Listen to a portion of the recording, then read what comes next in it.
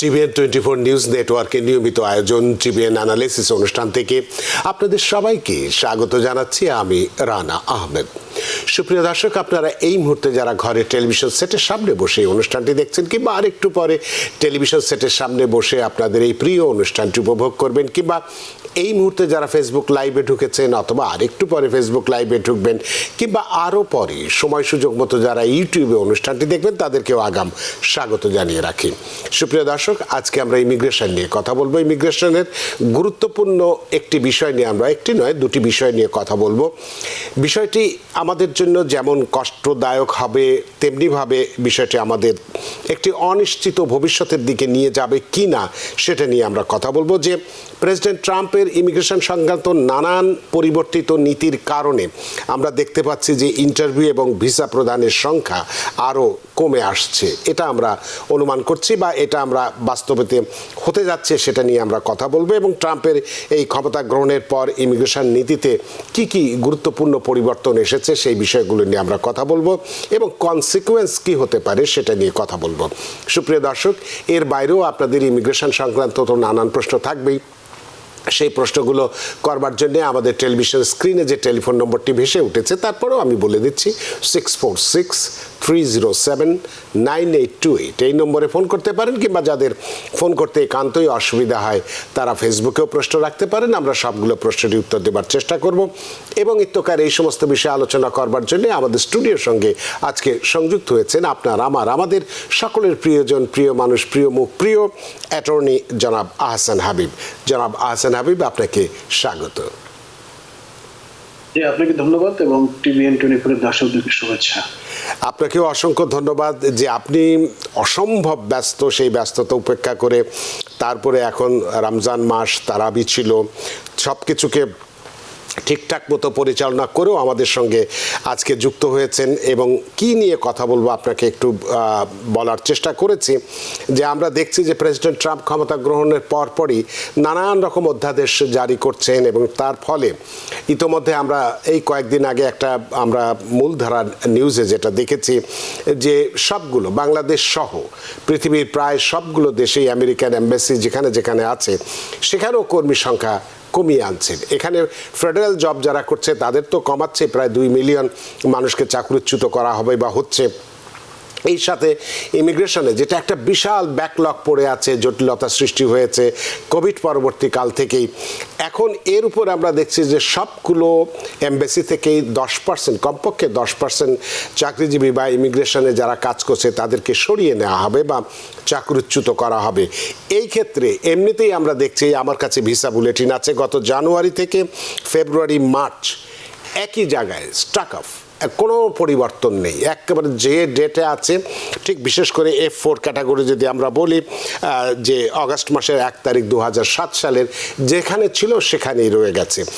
এই অবস্থার প্রেক্ষিতে প্রেসিডেন্ট ট্রাম্পের এই যে পরিবর্তিত নীতি ইমিগ্রেশনের উপরে, তার উপরে যদি লোকজনকে চাকরি থেকে সরিয়ে দেওয়া হয়, আরও তো ব্যাকলগ সৃষ্টি হবে বা আর কি কি সমস্যার সৃষ্টি হতে পারে, কি কনসিকুয়েন্স তৈরি হতে পারে, এই বিষয়গুলো একজন অভিজ্ঞ অ্যাটর্নি হিসেবে প্রতিনিয়তই আপনি কাজ করছেন, আপনার কাছে জানতে চাই জনাব আহসান হাবিব। ধন্যবাদ আপনাকে। আপনি যতই বলেছেন যে ডোনাল্ড ট্রাম্প অফিসে আসার পর থেকেই মূলত প্রতিনিয়ত ইমিগ্রেশনের চেঞ্জ হচ্ছে। আমরা বলবো যে এভরি ডে, এভরি উইক নতুন নতুন এক্সিকিউটিভ অর্ডার, নতুন নতুন মেমোরেন্ডাম, নতুন পলিসি, এগুলো কিন্তু আসছে। আজকে প্রথমে আমরা একটু আপডেট নিয়ে কথা বলি। আপনি যে কথাটি বলছিলেন যে ডিপার্টমেন্ট অফ স্টেট গত ফেব্রুয়ারির 10 তারিখে একটা এক্সিকিউটিভ অর্ডার ইস্যু করেছে, যেটা প্রেসিডেন্ট ট্রাম্পের ক্ষমতা বলে, যে সারা বিশ্বে কিন্তু ইউএস কনসুলেট আছে, এই কনসুলেট থেকে তারা 10% এমপ্লয়ি রিডাকশন করছে। এটা মানে কি হতে পারে? এটা মানে হতে পারে যে ভিসা ব্যাকলগ অলরেডি আছে প্রায় 400,000। যে কোভিড-19 পর থেকে ভিসা বুলেটিনটা কিন্তু স্টাক হয়ে আছে, অনেকটা স্টাকই হয়েছে, একরকম খুবই স্লো মুভমেন্ট হচ্ছে। এবং কোভিড-19 পর থেকে 2020 সাল থেকে এখন পর্যন্ত প্রায় 400,000 ইমিগ্রেন্ট ভিসা বিশেষ করে স্টাক হয়ে আছে বা এগুলো পেন্ডিং আছে বা ব্যাকলগ আছে। যদি 10% কনসুলেট অফিসার রিডিউস করা হয় তাহলে কিন্তু এই যারা পিটিশনার এবং বেনিফিশিয়ারি তাদের কিন্তু অপেক্ষার যে প্রহর সেটা কিন্তু আরো বেড়ে গেল ডেফিনেটলি বলা যায়। এবং বিভিন্ন ক্ষেত্রে যে এম্বাসিগুলোতে যে ব্যাকলগ, সেই ব্যাকলগ ইমিগ্রেন্ট এবং নন ইমিগ্রেন্ট ভিসা ইস্যু করার ক্ষেত্রে যে যে দ্রুত গতিতে বা যে ইউজুয়াল যে প্রসেসটি ছিল সেখানে কিন্তু অনেক দেরি হবে, এটা স্বভাবতই বোঝা যাচ্ছে, কারণ 10% এমপ্লয়ি কিন্তু বিরাট নাম্বার। কারণ আমরা অলরেডি বললাম যে আমাদের 400,000 ইমিগ্রেন্ট ভিসা অলরেডি ব্যাকলগ হয়ে আছে বিভিন্ন ক্যাটাগরিতে। ইউএস সিটিজেনের স্পাউস, ইউএস সিটিজেনের parents, permanent resident spouse, permanent resident parents. সুতরাং যদিও এই জিনিসটা অপ্রিয়, এটা সত্য, এটা অলরেডি 10% এমপ্লয়িকে রিডিউস করা হয়েছে বা তাদেরকে টার্মিনেট করা হয়েছে, আমাদেরকে অ্যাকসেপ্ট করতে হবে। আরেকটা নিউজ দিয়ে আমি শুরু করতে চাই, সেটা হচ্ছে যে প্রায় 50 জন ইউএসসিআইএস অফিসার, আপনারা জানেন যে United states citizenship education services, যারা বিভিন্ন ধরনের পিটিশন, বিশেষ করে ফ্যামিলি পিটিশন যেটা বলি আমরা, বিশেষ করে অনেকে জানে যে I-130 যে পিটিশনটা আছে, বা এটাকে বলা যায় ফ্যামিলি পিটিশন, পিটিশন এডজুডিকেশনের সাথে কিন্তু তারা জড়িত। ইউএসসিআইএস বা ইউএসসিআইএস অফিসাররা 50 জন ইউএসসিআইএস অফিসারকে টার্মিনেট করা হয়েছে সপ্তাহখানেক আগে। এটাও কিন্তু 130 বা গ্রিন কার্ড অ্যাপ্লিকেশন প্রসেসিংয়ে, বিভিন্ন অ্যাপ্লিকেশন প্রসেসিং এটা ইফেক্ট পড়বে। এছাড়া 20 জন ইমিগ্রেশন জজকে টার্মিনেট করা হয়েছে। আপনারা জানেন যে অলরেডি ইমিগ্রেশন কোর্টে প্রায় 3.7 মিলিয়ন কেস পেন্ডিং আছে।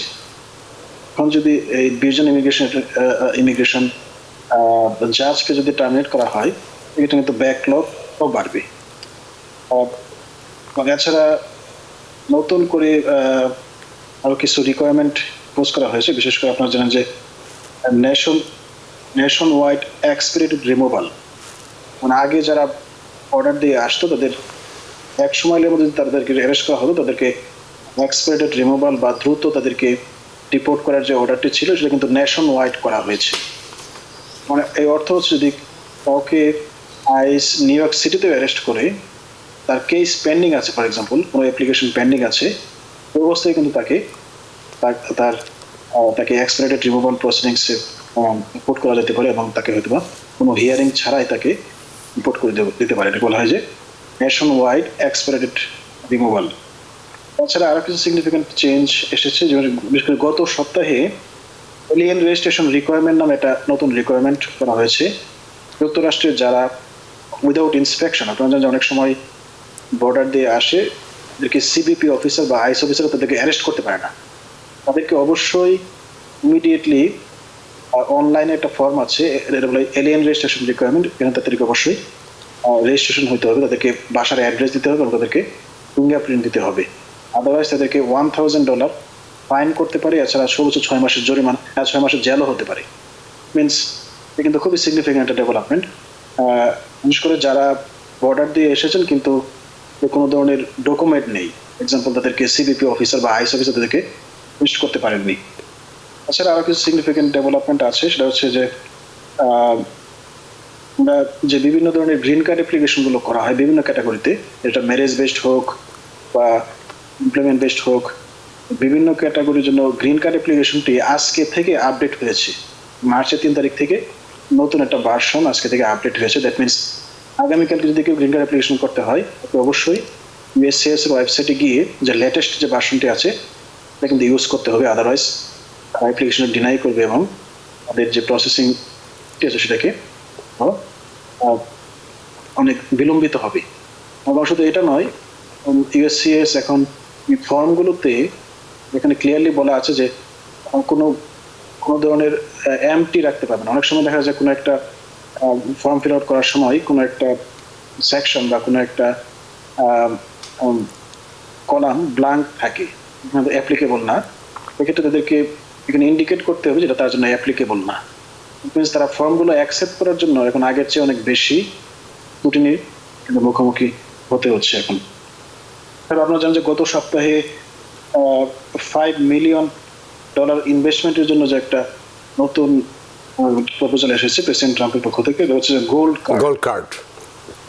তো গোল্ড কার্ড কিন্তু এটা EB-5 যে ছিল, যেটা $1 বিলিয়ন ইনভেস্টমেন্ট, সেটা কিন্তু ইনভেস্টমেন্ট ক্যাটাগরিতে। হ্যাঁ, তবে এটা নিয়ে ইমিগ্রেশন অ্যাটর্নিরা এখনো একমত নন যে এটা কি লিগালি করা সম্ভব কিনা। কারণ গ্রিন কার্ড কিন্তু ইস্যু করা হয় ইমিগ্রেশন এবং ন্যাশনালিটি অ্যাক্টের আন্ডারে। অনেকে বলছেন যে এটা কংগ্রেশনাল অ্যাপ্রুভাল ছাড়া হয়তো বা উনি গোল্ড কার্ডের বিধানটি জারি করতে পারবেন না, এটা কোর্টে চ্যালেঞ্জ হতে পারে এবং এটা বাতিল হয়ে যেতে পারে, বলে রাখা ভালো। এই এলিয়েন রেজিস্ট্রেশন যে রিকোয়ারমেন্টটি আছে, যে কাদেরকে মাস্ট ফিঙ্গারপ্রিন্ট দিতে হবে, একটু বলা দরকার, কারণ অনেক কনফিউশন কিন্তু ক্রিয়েট হয়ে গেছে। আপনার এটা আমরা শুনবো, দুই একটা প্রশ্ন আমাদের ফেসবুকে আছে, একটু প্রশ্নগুলো নিয়ে নেই তারপরে, এবং টেলিফোনও আছে। একটু প্রথমে ফেসবুক থেকে নিয়ে তারপর টেলিফোনে যেতে চাবো। সাবা নূর আহমেদ মৌরি, তিনি বলছেন গ্রিন কার্ডদের হাজব্যান্ড আনতে কত সময় লাগে পিডি নভেম্বর 23? এক্ষেত্রে আপনার কি উত্তর আছে? জি, ধন্যবাদ আপনার প্রশ্নের জন্য। আপনার যে স্পাউস অফ পার্মানেন্ট রেসিডেন্ট হচ্ছে F2A ক্যাটাগরি। F2A ক্যাটাগরি বর্তমানে প্রায়োরিটি ডেট হচ্ছে, ইলেকশন ডেট হচ্ছে জানুয়ারি 2022। ওনার পিডিটা কত ছিল? উনি বলছে 23 নভেম্বর পিডি। তো বর্তমানে কারেন্ট হচ্ছে জানুয়ারি 2022। তার মানে এখনো দেড় বছর দেরি। হ্যাঁ, অলমোস্ট 1.5 বছর বা আরো বেশি, 10 বছরের বেশি করতে হবে। তো আমরা যেমনটি বলছিলাম যে এখন তারা কিন্তু কনসুলেট আরো লোকজন কমাই ফেলছে, হয়তো আরো বেশি সময় লাগতে পারে, আনফরচুনেটলি, বাট বাস্তবতা এটা আমাদেরকে অ্যাকসেপ্ট করতে হবে। সাবানুর নিশ্চয়ই বুঝতে পেরেছেন যে আপনারটা দেরি হয়। ইব্রাহিম খলিল, তিনি বলছেন I have a green card but I am scared to go to Saudi Arabia, it's gonna be a problem if I go there? না, জেনারেলি লিগালি পার্মানেন্ট রেসিডেন্ট আসলে ট্রাভেল করতে কোনো রেস্ট্রিকশন নেই। আপনারা জানেন যে কোনো পার্মানেন্ট রেসিডেন্ট জেনারেলি 6 মান্থসের বেশি কিন্তু পারমিশন ছাড়া থাকতে পারে না। সেক্ষেত্রে অনেক সময় রিঅ্যাডমিশনের ক্ষেত্রে বাধার সম্মুখীন হতে পারে। বিশেষ করে 1 বছরের বেশি থাকলে ধরে নেওয়া হয় উনি তার পার্মানেন্ট রেসিডেন্সিটি অ্যাবান্ডন করেছেন। ছাড়া আমার মনে হয় না যে পার্মানেন্ট রেসিডেন্টদের ট্রাভেল করতে কোনো অসুবিধা আছে। এরপরেও আমি বলবো যে আপনি একজন অ্যাটর্নির সাথে পার্সোনালি কনসাল্ট করে, কারণ আপনার গ্রিন কার্ড এটা কিন্তু একটা কোয়েশ্চেন, এটা আপনার অ্যাটর্নির সাথে একজন অ্যাটর্নির সাথে কথা বলে এরপরে আপনি ট্রাভেল করা উচিত। অনেক ধন্যবাদ ইব্রাহিম খলিল, আশা করি উত্তর পেয়েছেন। আলাউদ্দিন আলু, তিনি বলছেন অ্যারেস্ট করার কি কোনো রিজন থাকবে, আর যে কাউকে অ্যারেস্ট করে রিমুভাল প্রসেসে যাবে ইমিগ্রেশন, এ ব্যাপারে আপনার কি উত্তর আছে? আপনাদের যে আজকে নতুন আরেকটা পলিসি মেমো ইস্যু হয়েছে, ইউএসসিএস কে ইস্যু করেছে ডিপার্টমেন্ট অফ হোমল্যান্ড সিকিউরিটি। এখানে বলা হচ্ছে যে আগে শুধুমাত্র অ্যারেস্ট করার ক্ষমতা ছিল আইস অফিসারদের, নোটিস টু অ্যাপিয়ার যে চার্জিং ডকুমেন্টটি আছে সেটা ইস্যু করার ক্ষমতা ছিল আইস অফিসারদের। এখন এই ক্ষমতাটা ইউএসসিএস অফিসারদেরকে দেওয়া হয়েছে। দ্যাট মিনস, ফর এক্সাম্পল, একজন ইউএসসিএস অফিসার একটা ম্যারেজ পিটিশন যখন উনি অ্যাডজুডিকেট করেন, আমার কাছে মনে হয়েছে যে এই ম্যারেজ পিটিশনটি বৈধ নয়, এখানে ফ্রড করা হয়েছে, কিন্তু ইউএসসিএস অফিসার এই যে পিটিশন, বিশেষ করে যে বেনিফিশিয়ারি, তাকে কিন্তু সে নোটিস টু অ্যাপিয়ার ইস্যু করতে পারে। নোটিস টু অ্যাপিয়ার ইস্যু করে তাকে রিমুভাল প্রসিডিংস বা ডিপোর্টেশন প্রসিডিংসে আনতে পারে। এটা কিন্তু আজকে এই এক্সিকিউটিভ অর্ডারটি করা হয়েছে। এটা প্রেসিডেন্ট ট্রাম্পের গত টার্মে ছিল, আজকে এটা ইস্যু করা হয়েছে। আমি আগে যেমনটি বলছিলাম যে ন্যাশন ওয়াইড এক্সপিডিটেড রিমুভাল অর্ডার, যেটা জানুয়ারি 21 তারিখে ইস্যু করা হয়, এটা মিনিংটা হচ্ছে যে এখানে যে কোনো ব্যক্তিকে যদি ইমিগ্রেশন কোর্ট প্রসিডিংসে থাকে, তাকে চাইলে যদি তার এন্ট্রি লিগাল না হয়, আইস তার বিরুদ্ধে এক্সপিডিটেড রিমুভাল প্রসিডিংস চালু করতে পারে। বেশিরভাগ ক্ষেত্রে জেনারেলি কোনো ক্রিমিনাল অফেন্স বা কোনো ধরনের ফ্রড বা কোনো ধরনের বড় ধরনের অকারেন্স থাকলে কিন্তু তাদেরকে ইস্যু করা হয়। আমি বলবো সবাইকে সতর্ক হতে, যাতে কোনোভাবেই এক্সপিডিটেড রিমুভাল বা দ্রুত গতিতে অপসারণের যে নিয়মটি সেটা সম্মুখীন না হতে হয়। এসব ক্ষেত্রে হিয়ারিং ছাড়াই কিন্তু তাদেরকে অপসারণ করা হয়। অনেক ধন্যবাদ জনাব আলাউদ্দিন আলু, আশা করি প্রশ্ন উত্তর পেয়েছে। আমরা একটু টেলিফোনে যাব, কারণ অনেকক্ষণ ধরে তারা অপেক্ষা করছেন। সুপ্রিয় দর্শক কে আছেন টেলিফোনে, দয়া করে নাম পরিচয় দিয়ে আপনার প্রশ্নটি করুন।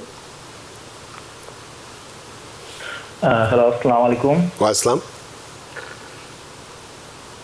জি, আমি টিভিএন 20-র মাধ্যমে অ্যাটর্নি সাহেবের কাছে আমার একটা প্রশ্ন ছিল। জি বলুন। আমি আমি এসআইডিএম এর মাধ্যমে আমি এসআইডিএম এর মাধ্যমে 2 বছর আগে গ্রিন কার্ডটা পাই। তো এখন আমি চাচ্ছি আর কি, এর আগেও আমি একবার দেশের বাইরে গিয়েছিলাম, এখন চাচ্ছি আবার বাংলাদেশ ছাড়া মানে অন্য কোনো কান্ট্রি গুলাতে ভিজিট করার জন্য। তো ট্রাম্পের এই ইমিগ্রেশনের কঠিনতম অবস্থায় আমার কি এখন যাওয়া ঠিক হবে, কিংবা আমি রিএন্ট্রির সময় কি আমার কোনো প্রবলেম হতে পারে কিনা, এই বিষয়ে আমি অ্যাটর্নি মহোদয়ের কাছে জানতে চাই। ধন্যবাদ। অনেক ধন্যবাদ আপনার প্রশ্নের জন্য। অ্যাটর্নি হাসান হাবিব। জি, ধন্যবাদ আপনার প্রশ্নের জন্য। প্রথমে আমি আপনাকে অ্যাপ্রিসিয়েট করছি যে আপনার এই কনসার্নটা আছে, এটা কিন্তু খুবই ইম্পর্টেন্ট, যে অ্যালার্ট থাকাটা খুবই জরুরি। জেনারেলি কেউ সিটিজেন না হয় যে কোনো সময় কিন্তু বর্ডার্স এবং সিবিপি যাদেরকে বলা হয়, যে কাস্টমস অ্যান্ড বর্ডার পেট্রোল, যে কোনো সময় কিন্তু যে কোনো ব্যক্তিকে তারা ইমিগ্রেশন ডিনাই করতে পারে, even if they are permanent resident. যেহেতু এখানে একটা হাই অ্যান্টি ইমিগ্রেন্ট মুভমেন্ট আছে, আমি বলবো যে unless it is emergency or absolutely necessary, travel না করাটাই বেস্ট হবে। হয়তো আপনাকে এয়ারপোর্টে সেকেন্ডারি ইন্সপেকশন যেটা বলে, অনেক সময় জিজ্ঞাসাবাদ করা বা হয়রানি করা সম্মুখীন কিন্তু হতে পারে। আমরা অনেক খবর পাচ্ছি যে অনেক সময় ইউএস সিটিজেনদের কিন্তু তারা হয়রানি করছে, তাদেরকে বিভিন্ন ধরনের প্রশ্ন জিজ্ঞাসাবাদ কিন্তু করছে। এবং এই মুহূর্তে আমরা যে অ্যাবসলিউটলি নেসেসারি না হলে বা অত্যন্ত দরকারি না হলে না যাওয়াটাই বেস্ট হবে। এরপর আপনি একজন অ্যাটর্নির সাথে 1-to-1 কথা বলে আপনি বের করতে পারেন। ধন্যবাদ। অনেক ধন্যবাদ প্রিয় দর্শক আপনার প্রশ্নের জন্য। সুপ্রিয় দর্শক কে আছেন টেলিফোনে, দয়া করে নাম পরিচয় বলে আপনার প্রশ্নটি করুন। জি, হ্যালো, আসসালামু আলাইকুম। ওয়াইসলাম। জি, আমি মিশিগান থেকে আলী হোসেন বলছিলাম। অ্যাটর্নি সাহেবের কাছে আমার 2টা প্রশ্ন ছিল। জি। তো আমার প্রথম প্রশ্ন হচ্ছে, আমি 2016 সালে ব্রাজিল হয়ে আমেরিকাতে আসছি। আসার পরে আমার ফাইনাল হিয়ারিংটা আপনার 2022 সালে হওয়ার পরে জজ আমাকে ডিনাই করে। তো বর্তমানে আমি রিমুভাল প্রসিডিং এর মধ্যে আছি, কিন্তু আমি 30 দিনের মধ্যে আপিল করি। আপিল করার পরে আমার আপিল এখন বিআইএ তে পেন্ডিং এ আছে। এটা হচ্ছে আমার প্রশ্ন, যে প্রথম প্রশ্ন হচ্ছে যে এটা আপিল আমি ব্রিফ জমা দিয়েছি, প্রায় 1 বছর হয়ে গেছে, এটা রেজাল্ট আসতে মানে আরো কতদিন সময় লাগতে পারে? আর সেকেন্ড প্রশ্ন হচ্ছে, আমার এই আপিল করার পরে আমি বিয়ে করেছি এখানে, আমার ওয়াইফ হচ্ছেন গ্রিন কার্ড হোল্ডার। তো উনি আমার জন্য অ্যাপ্লাই করার পরে আমার এই I-130 বর্তমানে পেন্ডিং এ আছে, আর আমার 2টা মেয়েও হয়েছে।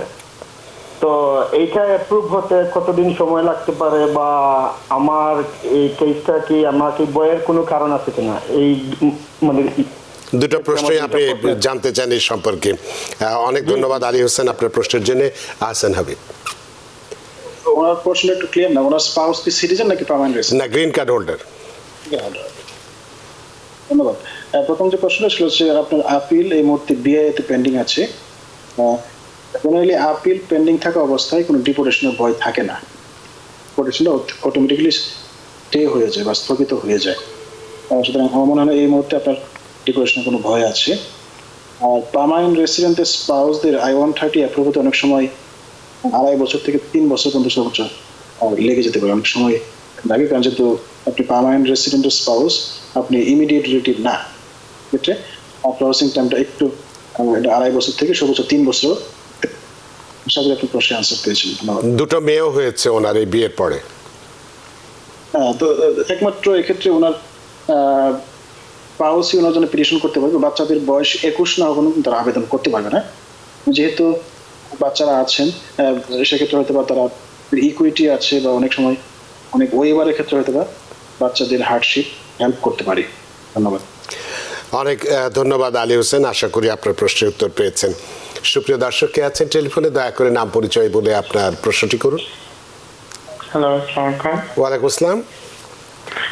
আমার নাম আনোয়ার হোসেন, আমি ফ্লোরিডা থেকে বলছিলাম।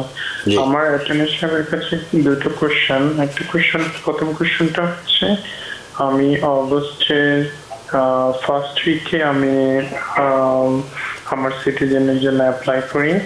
তো যখন আমি অ্যাপ্লাই করি তখন কিছুদিন পরে 3 মাস সময় দেখাচ্ছিল ওয়েটিং টাইম। দেন জানুয়ারির ফার্স্ট উইকে আমাকে দেখাচ্ছি স্টার্ট 2 উইকস লেফট। দেন যখন আমি নেক্সট ডেতে চেক করি, যে বিফোর 40 days তারা নোটিশ করে, চিঠি দিয়ে জানায়। পরে আমি চেক করার পরে দেখলাম যে আবার 4 মাস ব্যাক চলে গেছে, কিন্তু সেই ডিউরেশনটা অলরেডি 2 মান্থ চলে গেছে, জানুয়ারি ফেব্রুয়ারি, এখনো কিন্তু সে 4 মাস সময় দেখাচ্ছে। এখন এটার জন্য কি আমাকে কোনো অডিট থাকতে হবে কিনা বা কোনো আপনি কিভাবে এসেছিলেন? আমি এখানে হাই স্কিল মাইগ্রেশন, হাই স্কিলে আমার গ্রিন কার্ডটা হয়েছিল। আচ্ছা, আর একটা প্রশ্ন। আর সেকেন্ড কোশ্চেনটা হচ্ছে আমি আমার ওয়াইফের জন্য অ্যাপ্লাই করি, ওর ডিকিউটা 2022-তে ডিসেম্বরে হয়েছে, ডিসেম্বরের 22 তারিখে, কিন্তু তার জন্য আমি অনেকবার এক্সপার্টাইট করেছি, করছি, এখন তারা কোনো কিছু অ্যাকসেপ্ট করেনি। আমার তার কেসটার জন্য আমাকে আরো কতদিন ওয়েট করতে হবে? অনেক ধন্যবাদ জনাব আনোয়ার হোসেন আপনার প্রশ্নের জন্য। অ্যাটর্নি আহসান হাবিব। ধন্যবাদ আপনার প্রশ্নের জন্য। প্রথম যে প্রশ্নটা, যে ওনার N400 সিটিজেনশিপ অ্যাপ্লিকেশনটি পেন্ডিং আছে সে অগাস্ট মাস থেকে। জেনারেলি 6 মান্থসের মতো লাগে N400 এর জন্য রিভিউ পেতে বা N400 অ্যাপ্রুভ হতে। নির্বাচনের আগে অবশ্য অনেক তাড়াতাড়ি হয়েছে, এখন আবার একটু সময় নিচ্ছে। আপনারা জানেন যে এখন সবকিছু তার একটু এক্সট্রা স্ক্রুটিনি বা প্রসেসিং এর মধ্যে যাচ্ছে, সুতরাং আমার মনে হয় যেটা আনইউজুয়াল না। এরপরে আপনি ইউএসসিএস এর আপনার কোনো অনলাইন অ্যাকাউন্ট থাকে, অনলাইন অ্যাকাউন্ট থেকে তাদেরকে সরাসরি ইমেল পাঠানো যাবে, মেসেজ পাঠানো যায়। মেসেজ পাঠিয়ে আপনি তাদেরকে ইনকোয়ারি দিতে পারেন যে আমারটা এত কেন দেরি হচ্ছে। আরেকটা হতে পারে আপনি ইউএসসিএস এর যে 1800 নাম্বারটি আছে, ওই নাম্বারে কল দিয়ে আপনি ইনকোয়ারি করতে পারেন যে কোনো ধরনের হোল্ড আপ আছে কিনা। আর দ্বিতীয় যে প্রশ্নটা ছিল, আপনি পার্মানেন্ট রেসিডেন্ট, আপনি আপনার স্পাউসের জন্য অ্যাপ্লাই করেছেন, প্রায়োরিটি ডেট ডিসেম্বর 2022। আমরা যেমনটি বলছিলাম যে F2A ক্যাটাগরিতে এখন প্রায়োরিটি ডেট হচ্ছে জানুয়ারি 2022। যেহেতু ডিসেম্বর 2022, আপনাকে আমার মনে হয় যে আরো 1 বছরের মতো ওয়েট করতে হবে ভিসা, মানে প্রায়োরিটি ডেট কারেন্ট হওয়ার জন্য। অনেক সময় প্রায়োরিটি ডেট কারেন্ট হওয়ার পরেও 6 মাস সময় লাগে। ধন্যবাদ। অনেক ধন্যবাদ জনাব আনোয়ার হোসেন আপনার প্রশ্নের জন্য। সুপ্রিয় দর্শক কে আছেন টেলিফোনে, দয়া করে নাম পরিচয় দিয়ে আপনার প্রশ্নটি করুন। হ্যালো, আসসালামু আলাইকুম। ওয়ালাইকুম আসসালাম। জি, আমার একটা প্রশ্ন ছিল। বলুন। আমি গত বছর E2 ভিসায় আসছি, তো আমার ভিসায় যে পাসপোর্টে যে স্টাম্প মারা ওটা 3 মাস মেয়াদের, কিন্তু 2 এন্ট্রি লেখা, কিন্তু আমার I-94 আমার 2026 এর মেয়াদ আছে, মানে নেক্সট ইয়ার পর্যন্ত। তো আমি এই বছর দেশে যেতে চাই, দেশে গিয়ে বিয়ে করে আমার ওয়াইফকে নিয়ে আসতে চাই। তো আমার ওয়াইফকে নিয়ে আসার জন্য কি কোনো সমস্যা হবে? আর কেমন এমন খরচ হতে পারে বা এরকম কোনো, আমি দেশে গেলে আসতে আবার কোনো সমস্যা হবে কিনা?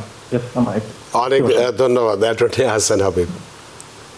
ধন্যবাদ আপনার প্রশ্নের জন্য। E2 ভিসা বা যে ট্রিটি ইনভেস্টর ভিসা, সেটা কিন্তু নন ইমিগ্রেন্ট ভিসা, এবং এটা একটা ইউনিক ফিচার হচ্ছে আপনি যখনই যুক্তরাষ্ট্র ত্যাগ করবেন এভরি টাইম কিন্তু আপনাকে ভিসা রিনিউ করতে হবে।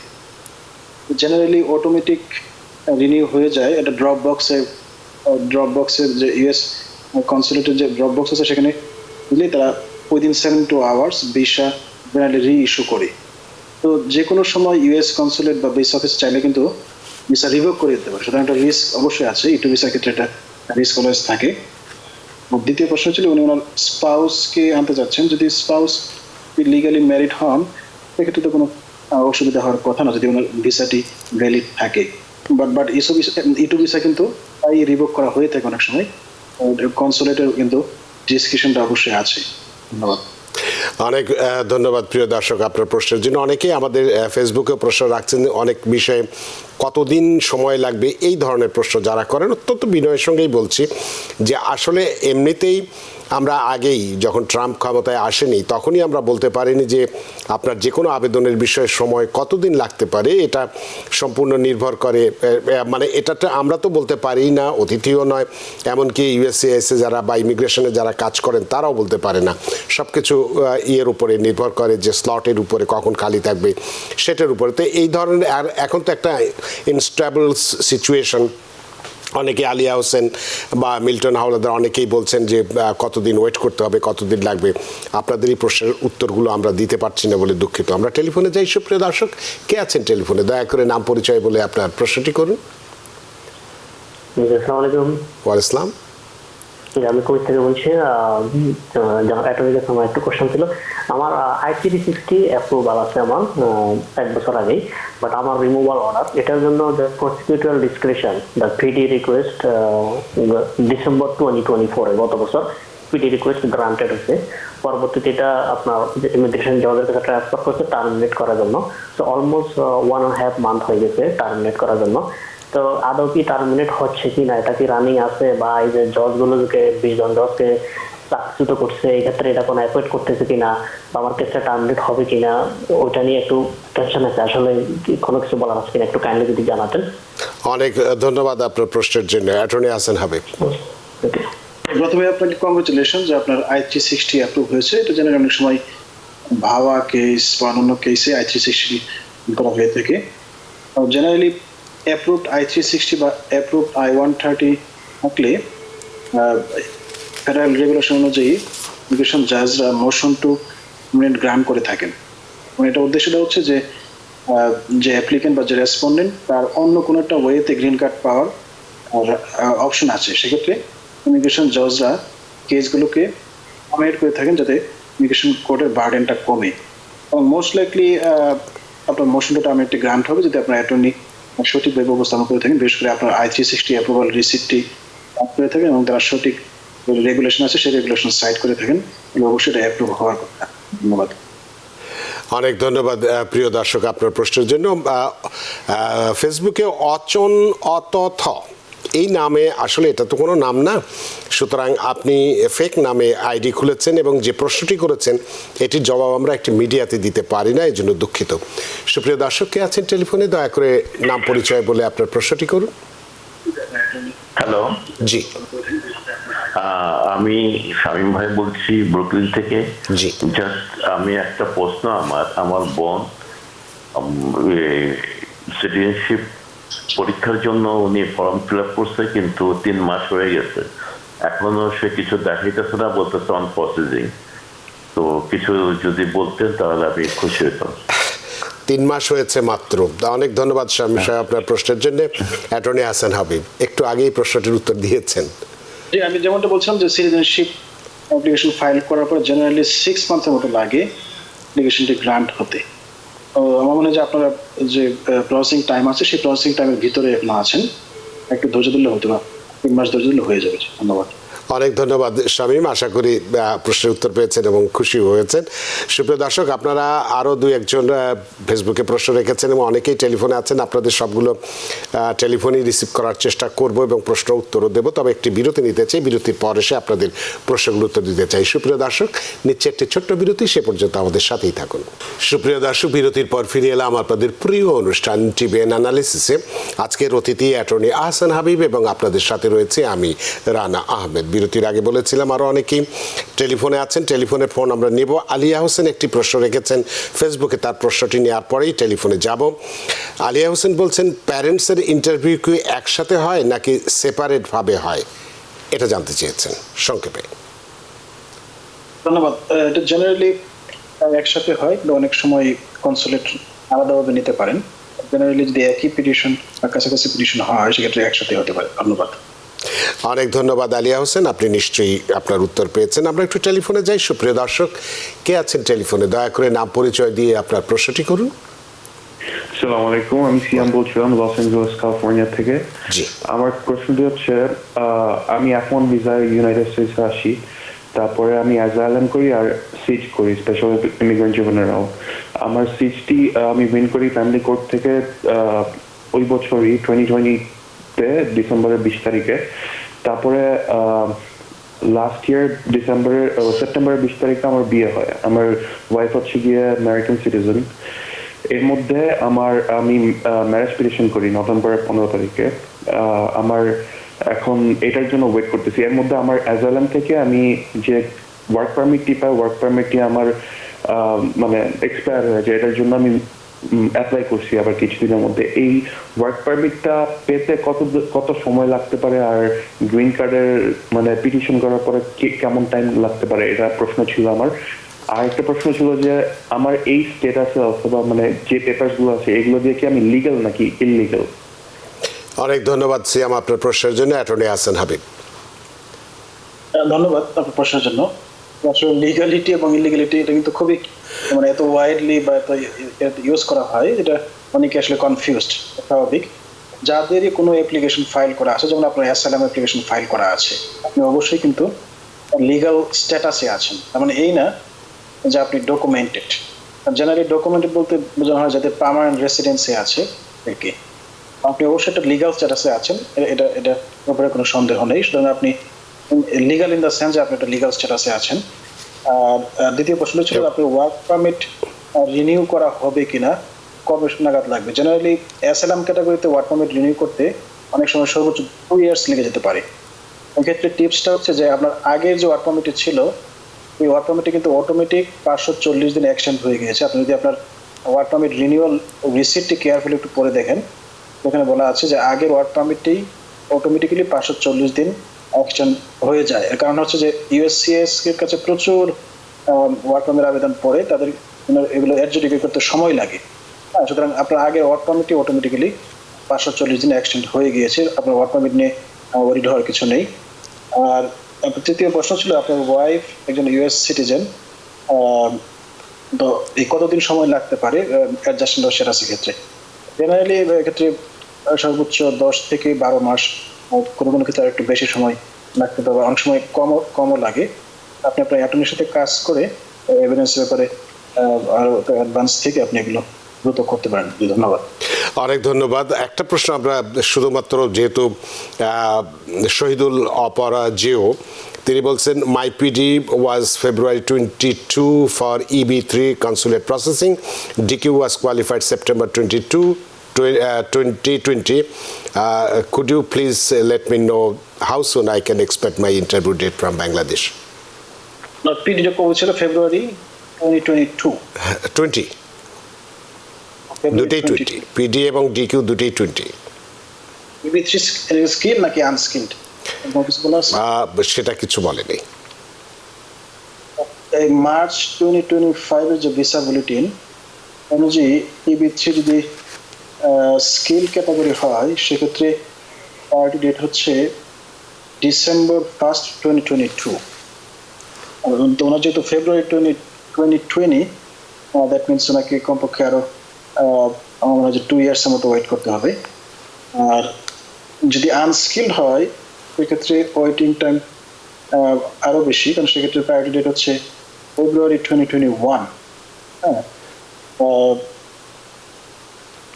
সুতরাং না, ওরা যেহেতু February 2020, দ্যাট মিনস যদি স্কিলড হন সেক্ষেত্রে অলরেডি কারেন্ট আছে। এটা যদি আনস্কিলড হন সেক্ষেত্রে কারেন্ট আছে, যেহেতু February 2021 দুটি কারেন্ট আছে, যে কোনো সময় হতে পারে। এটাই হলো, যে কোনো সময় হতে পারে। এটা যে কোনো সময় হতে পারে।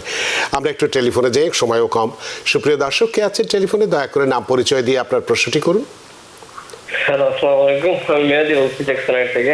আমার দুটো কোয়েশ্চেন ছিল।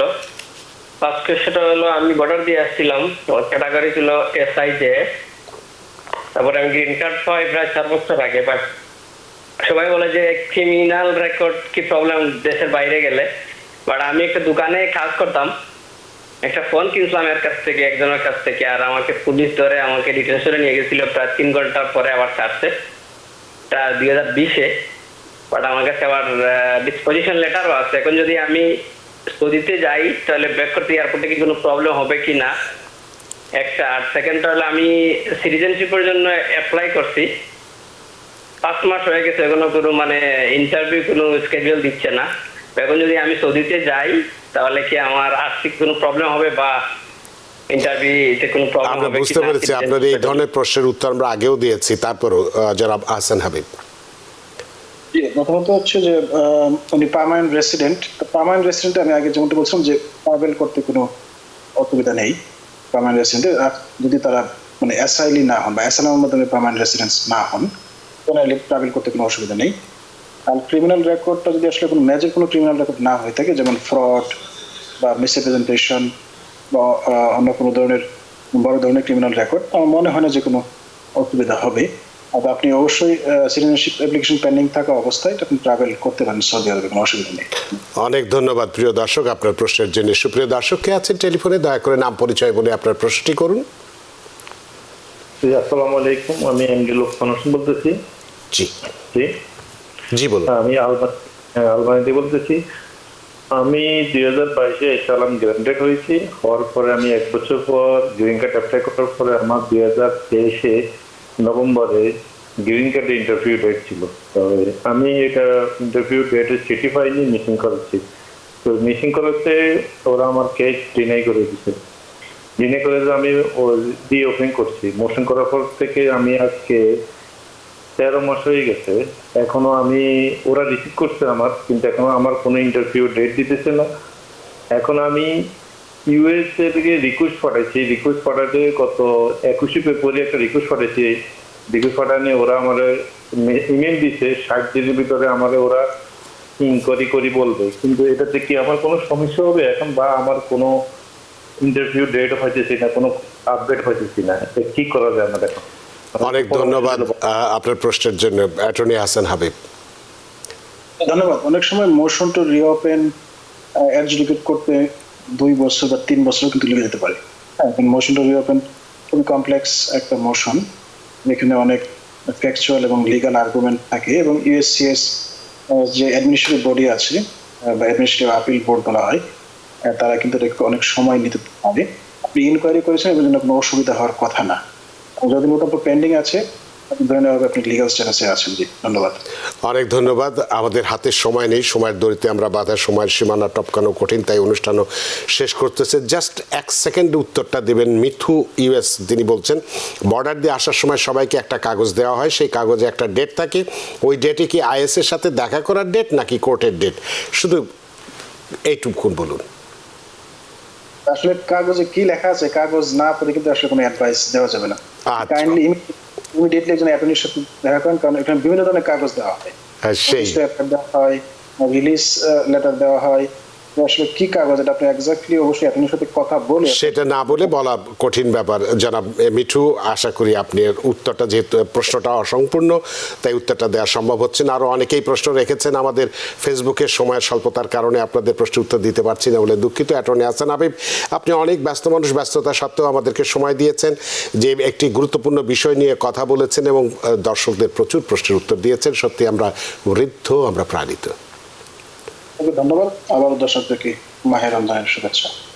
আবারও আপনাকে ধন্যবাদ অ্যাটর্নি হাসান হাবিব। সুপ্রিয় দর্শক, আজকে আমরা গুরুত্বপূর্ণ কিছু আপডেট আপনাদেরকে দিয়েছি, এবং ইন্টারভিউ এবং ভিসা প্রদানের সংখ্যা যে আরও ভবিষ্যতে কমবে, সেটা কেন কমবে সেটাও আমরা ব্যাখ্যা করেছি। আশা করি আপনাদের যথেষ্ট ভালো লেগেছে আজকের অনুষ্ঠান। সুপ্রিয় দর্শক, যে যেখানেই থাকুন, ভালো থাকুন, সুস্থ থাকুন, নিরাপদে থাকুন। TVN 24 নিউজ নেটওয়ার্কের সাথেই শুভরাত্রি। TVN 24 টেলিভিশন দেখতে আজই কল করুন 7187776556। লগ ইন করুন www.totalcablebd.com। নিউ ইয়র্ক থেকে সম্প্রচারিত TVN 24 টেলিভিশন বিশ্বজুড়ে বাঙালির কণ্ঠস্বর।